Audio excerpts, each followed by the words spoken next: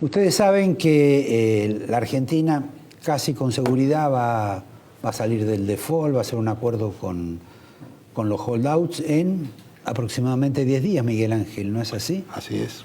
¿Eso nos va a cambiar radicalmente la vida a los argentinos, como piensa mucha gente del gobierno?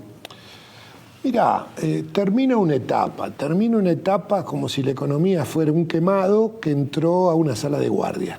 Y termina una etapa de 100 días donde los extraordinarios desbalances que se heredaron y que no fueron bien explicitados, el gobierno salvó al quemado. Devaluamos, unificamos el tipo de cambio, se eliminaron muchas distorsiones, se absorbió un aluvión de pesos que había creado los últimos 3 meses de Kicillof Banoli. Por el juicio que tiene pasado mañana Cristina. No, la expansión monetaria monstruosa fue de septiembre al 10 de diciembre, que hubo que lipoaspirar un montón de pesos. Pero ahora no están emitiendo todavía para pagar el dólar En futuro. en marzo ganó el central, o sea, tuvieron 70.000 millones de pérdidas y si uno mira la expansión monetaria de resto, que es 95% de los futuros, en marzo el Banco Central recibió 12.000 millones. Probablemente el último día, aunque todavía no se sabe, haya tenido que pagar algo, pero sean 60 o 70.000 es lo mismo, ¿no? El aluvión de pesos fue los últimos 3 meses. Se crearon 93.000 millones para el Banco Central y se desesterilizó para generar crédito al sector privado y ganar las elecciones unos 55.000 millones de LEVAC. Así que hubo... Mire, la etapa de emergencia se terminó. Después de los holdouts, y yo también creo que debería salir bien, hay que estructurar un programa coordinado monetario y fiscal. Bueno, dicen que lo van a anunciar. Ahora, ¿qué significa eso para que la gente de repente tenga una visión más clara? Porque hasta ahora me parece que no sabemos muy bien a dónde se va. No, mira, nunca a una altura del año hubo tanta incertidumbre de cuánto va a ser la necesidad de financiamiento del sector público y cómo va a ser la política monetaria. Estamos en una transición con una enorme incertidumbre. Hay gente que cree que el déficit primario van a ser 400.000 millones y otra gente que cree que va a ser 250.000. Así que la necesidad de financiamiento... Para ponerlo en porcentajes. El año pasado el déficit primario, sin la modificación metodológica que hizo este gobierno, como se toma en el resto del mundo, fue 4,4 del PBI el déficit. Pero perdón, primario. yo le escuché a Pratgay decir que era el 7,1. Bueno, le suman los libramientos impagos para llegar a 5,4 y luego se suman intereses y eventualmente algún déficit de la provincia. Pero el déficit primario del sector público fue 235.100 millones, 4,4 del PBI oficial. Eso puede ser 335.000 o 400.000 o 250.000 este año. No lo sabemos. El gobierno ha decidido no modificar el presupuesto 2016, que como vos sabés es absolutamente dibujado, porque en los 12 años de Kirchner, 2/3 del incremento de gasto eran de decretos de necesidad o urgencia o decisiones administrativas del Poder Ejecutivo y solo 1/3 pasaba por el Congreso. Así que ese mismo espíritu aparentemente no modifican el presupuesto 2016, que obviamente tiene que ser modificado porque cambió todo, pero estarían trabajando en un programa fiscal de menor déficit fiscal de lo que la mayoría del sector privado espera. Lo vamos a ver y tiene que estar coordinado con el programa monetario de transición a metas de inflación, de que está en elaboración porque no se contaba con los elementos ni probablemente con el capital humano para poder hacer. Hay muchos países del mundo con metas de inflación y hay una bibliografía y un estándar. Hay que tener un modelo que muestra que la variable de control, en este caso la tasa de interés, cómo afecta la absorción doméstica, cuáles son los mecanismos de transmisión. Se está trabajando embrionariamente y hay que tener un modelo de expectativa de inflación, probablemente volvamos al REN, hay que tener un informe de inflación mensual o trimestral que vaya clarificando qué es lo que piensa el Banco Central. O sea, hay muchísimos ingredientes que no los tenemos, pero también este es un Banco Central que va a seguir financiando el sector público, probablemente en 160.000 millones, lo que fue 177.000 el año pasado, y por lo tanto la explicitación del programa fiscal y las fuentes de financiamiento es crucial. Hoy te diría que colocando 15 o 20.000 millones en el mercado internacional, porque vamos a salir a mangar ahora, ahorro externo. A una tasa considerable. 8 alguna cosa a lo mejor. Falta para financiar. Pero eso para cubrir, digamos, como gastos corrientes. Bueno, ahí probablemente haya un déficit en pesos que la emisión de 160.000 millones más la colocación en pesos en el mercado interno no alcance. Entonces probablemente el gobierno estará pensando en un blanqueo, estará pensando en la colocación de bonos para atraer los dólares del colchón. Ahora, una pregunta. Ahí hay como prioridades. ¿Por qué eligen la prioridad del préstamo y no la prioridad, por ejemplo, del blanqueo? Porque el blanqueo es plata gratis y la otra hay que pagarla. Yo creo que al margen de las cuestiones morales. Yo creo que vamos a usar todo. Yo creo que Argentina, y no nos alcanza igual. Y obviamente por eso la definición de cuál va a ser el ajuste fiscal es muy importante. El gobierno tenía una idea que creo que la está modificando, de que todo iba a ser más fácil, que había más plata y que había más recaudación. Y la verdad es que hasta ahora no se ha hecho ajuste fiscal. Es probable que haya una programación. La gente entiende que ha habido un ajustazo. Ha habido un ajuste de tarifas notablemente asimétrico. Ha sido muy importante para el bolsillo de la gente, que lo sufre muchísimo. Sí.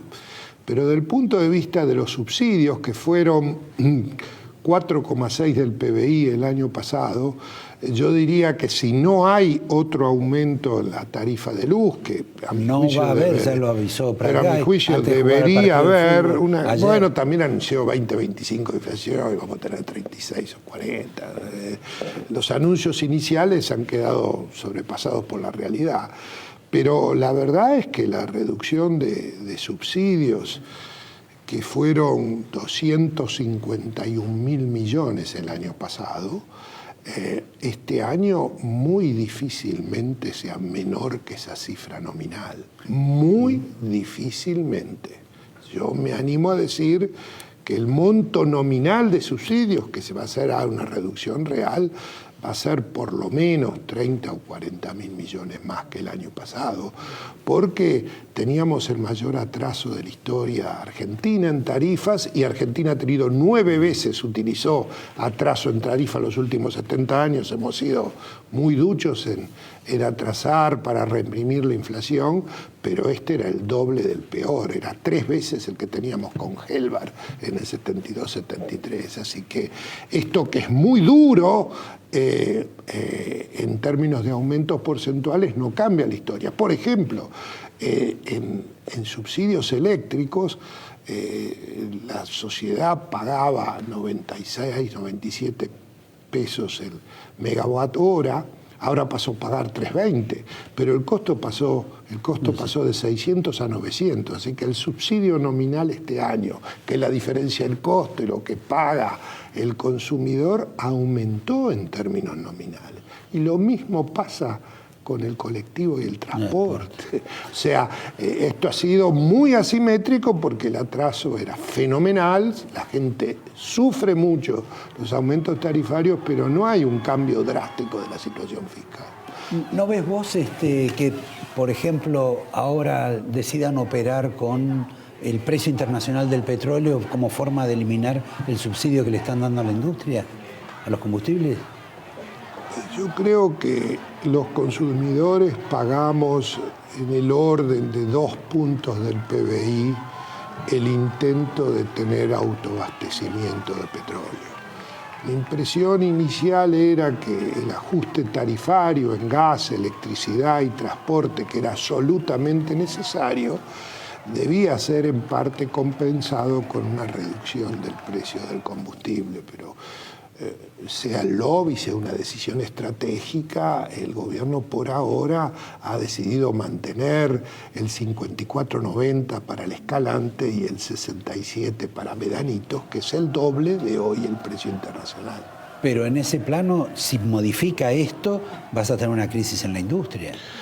Ya la tenés, y probablemente la tenés en todas partes del mundo, la crisis en la industria petrolera.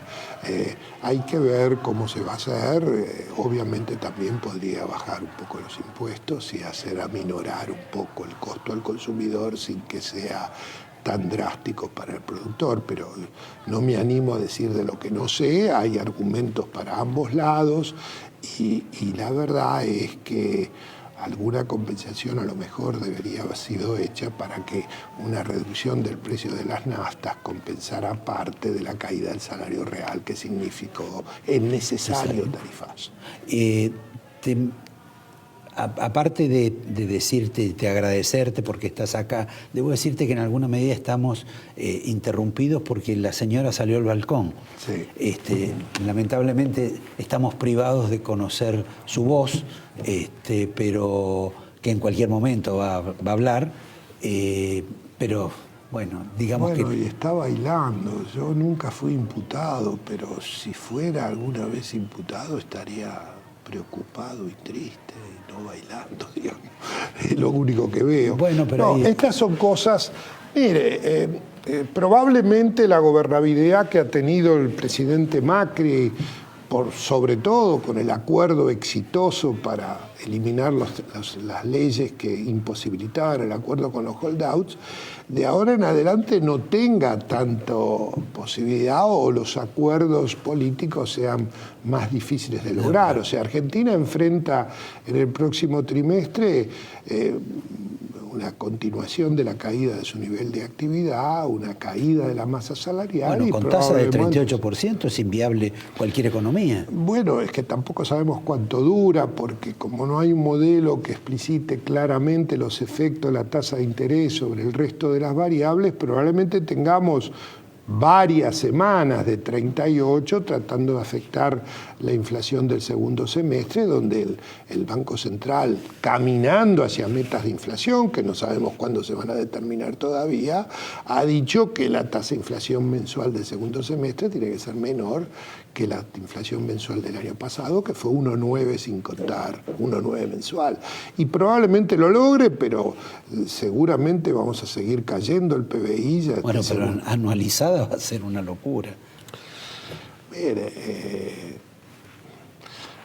probablemente tuvimos una herencia de desbalances muy grandes y probablemente la parte del equipo económico que eligió el presidente Macri no era la más familiarizada con los números y estamos pagando los precios de ir transitando hacia algo mucho más normal y como lo hace el resto de los países de Latinoamérica. Para hacer de periodismo, digamos, menor y cerrar, hay un caso de cirugía mayor con cirujanos que quizás no fueron demasiado idóneos.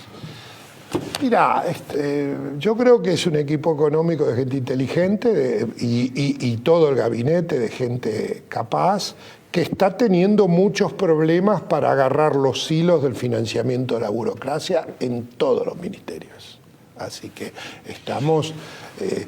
la gestión hoy carece de coordinación. 4 meses. Bueno, pero también es cierto que el presidente Macri ha puesto a Argentina en la posibilidad de quebrar la decadencia de 70 años.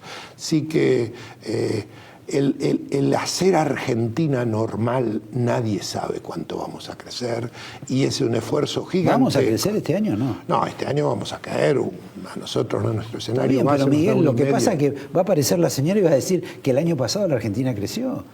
Y creció el año pasado y parte de lo que sufre el presidente Macri es producto del programa que le encargó Cristina Axel de tener un 2015, de llevar todos los desbalances macros al límite sin crisis. Porque con crisis, cuando se come gatos, se puede hacer muchas cosas.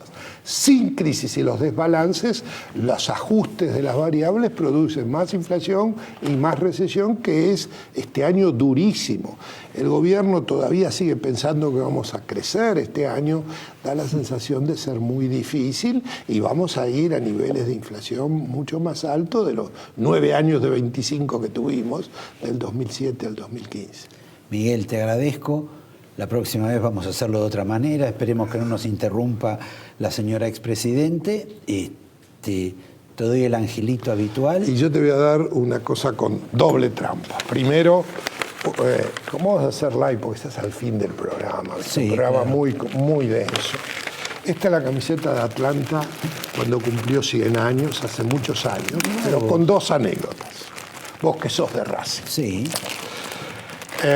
Durante 30 años, cuando tenía alguna dificultad, me dormía pensando en el partido que Atlanta le ganó a Racing 4-3, con don León Kolboski bajando de la platea y diciéndole a los hinchas que en esa cancha repleta eran tantos como los de Racing, griten o rompo los carnés.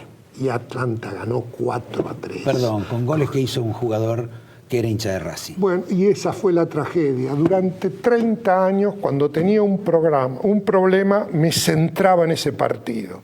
Y después, Luis Artime me dijo, y me centraba y me quedaba dormido, llorándolo supuestamente de la emoción.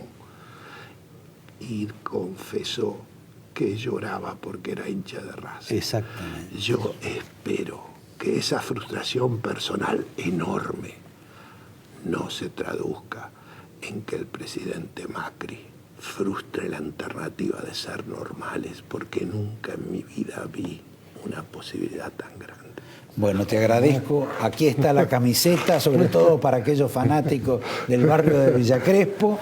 Tengo un libro acá también que nos mandó el compañero Mariano Causino, próximo embajador en Costa Rica, que es La Rusia de Putin. Tienen 2 regalos, verdaderamente entrañable para aquellos que singularmente se han entusiasmado con el Club de los Amores, como ha sido Miguel Ángel, que le dio a su club algo más que cariño, paciencia y voluntad. Gracias Miguel, gracias a ustedes, los veo el próximo lunes y bueno, seguiremos con las distracciones de la señora de Kirchner si abunda en esto. Gracias. Buenas noches.